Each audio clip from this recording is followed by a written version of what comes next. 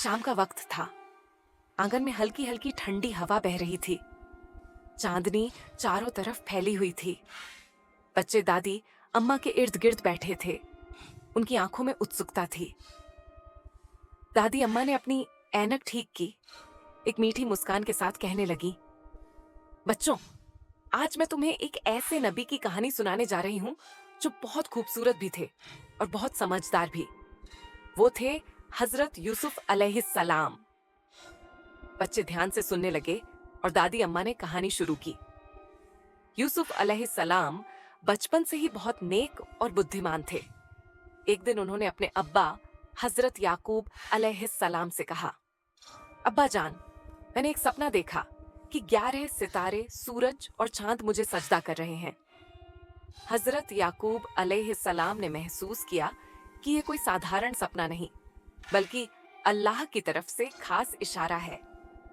उन्होंने यूसुफ अलैहिस्सलाम को समझाया, बेटा, अपना सपना अपने भाइयों को मत बताना, वरना वे तुमसे जलने लगेंगे।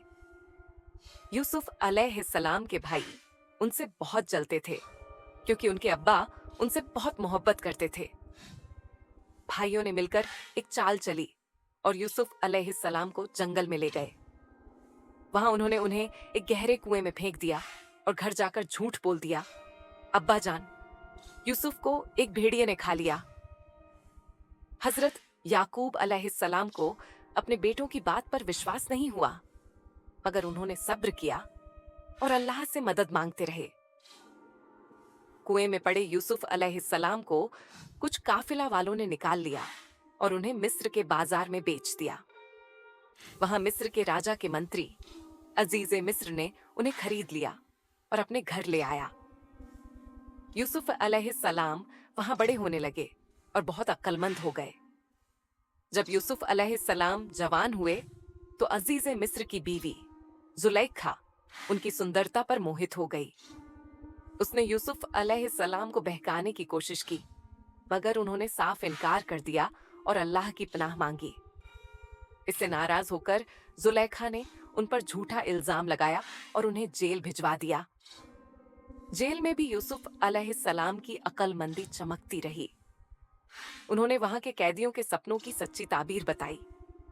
एक दिन मिस्र के बादशाह ने अजीब सपना देखा, मगर कोई उसकी ताबीर न बता सका। तब एक व्यक्ति जो पहले यूसुफ अलैहिस्सलाम का साथी रह चुका था, उसने बादशाह को यूसुफ अलैहिस्सलाम के बारे में बताया। यूसुफ अलैहिस्सलाम ने कहा, यह सपना बताता है कि 7 साल तक भरपूर फसल होगी, फिर 7 साल का कड़ा अकाल आएगा, इसलिए अभी से अनाज इकट्ठा कर लो। बादशाह को यह बात बहुत पसंद आई और उन्होंने यूसुफ अलैहिस्सलाम को रिहा कर दिया।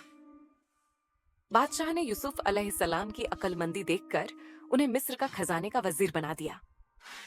उन्होंने बड़ी समझदारी से देश को अकाल से बचाया।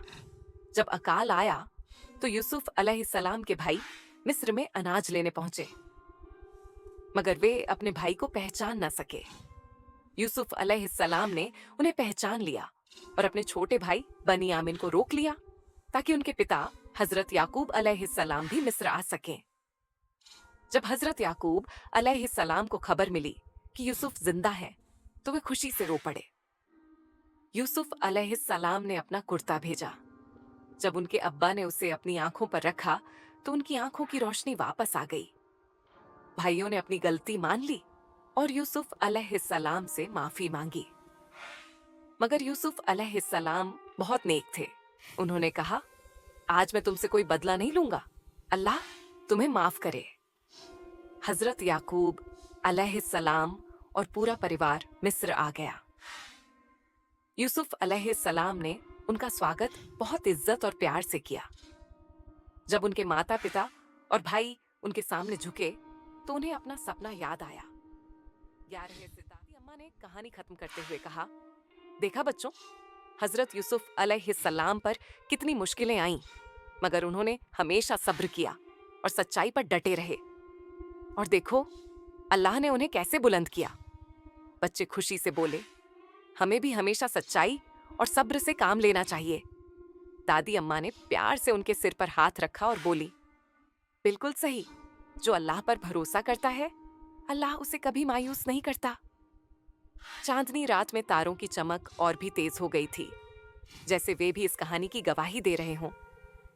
बच्चे